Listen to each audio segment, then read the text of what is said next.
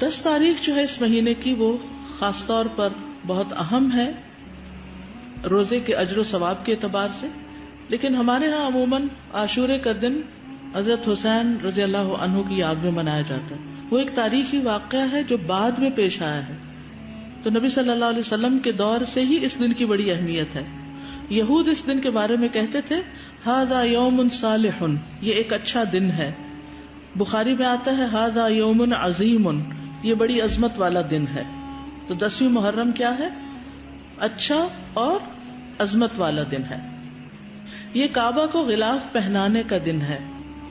حضرت عائشہ سے روایت ہے، کہتی ہیں کہ لوگ رمضان کے روزے فرض ہونے سے پہلے عاشورہ کا روزہ رکھا کرتے تھے اور اس روز کعبہ کو غلاف پہنایا جاتا تھا.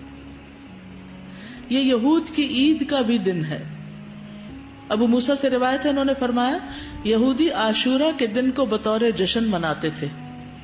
نبی صلی اللہ علیہ وسلم نے فرمایا تم اس دن روزہ رکھو، کیونکہ انہیں فرعون سے نجات ملی تھی اس دن، تو اس کی یاد میں وہ اس کو خوشی کا دن بنا کر مناتے تھے. یہ ان کی عورتوں کے سجنے اور بننے کا دن تھا، یعنی اس دن وہ خوب تیار ہوتی تھی کیونکہ جشن کا دن ہوتا تھا، جیسے ہم لوگ عید کے دن کرتے ہیں. ابو موسیٰ سے روایت ہے، یہ صحیح مسلم کی روایت ہے، وہ کہتے ہیں کہ اہل خیبر یوم عاشورہ کا روزہ رکھتے تھے، وہ اسے عید کا دن قرار دیتے اور اس دن اپنی عورتوں کو زیورات اور بہترین لباس پہناتے. تو رسول اللہ صلی اللہ علیہ وسلم نے فرمایا تم بھی اس دن روزہ رکھا کرو، یعنی وہ لوگ عید مناتے ہیں تو تم کیا کرو؟ روزہ رکھو. یہ نجات کا دن اور شکر کے روزے کے طور پر یہود کے ہاں مشہور تھا. جب نبی صلی اللہ علیہ وسلم مدینہ آئے تو وہاں کے لوگ ایک دن یعنی عاشورہ کا دن روزہ رکھتے. ان لوگوں نے بتایا یہ بڑی عظمت والا دن ہے، اسی دن اللہ تعالیٰ نے موسیٰ علیہ السلام کو نجات دی.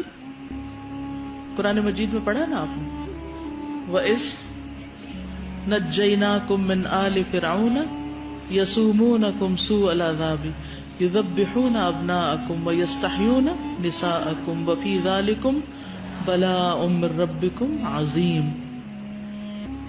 تو اس کے شکر میں موسیٰ علیہ السلام نے اس دن روزہ رکھا، یعنی سب سے پہلے موسیٰ علیہ السلام نے یہ روزہ رکھا. آپ نے فرمایا میں موسیٰ سے ان کی نسبت زیادہ قریب ہوں، یعنی یہ پیغمبروں کی اطاعت نہیں کرتے اور ان کا حق ادا نہیں کرتے، موسیٰ علیہ السلام مجھ سے زیادہ قریب ہیں. تو آپ نے خود بھی اس دن کا روزہ رکھنا شروع کیا اور صحابہ کو بھی اس کا حکم دیا.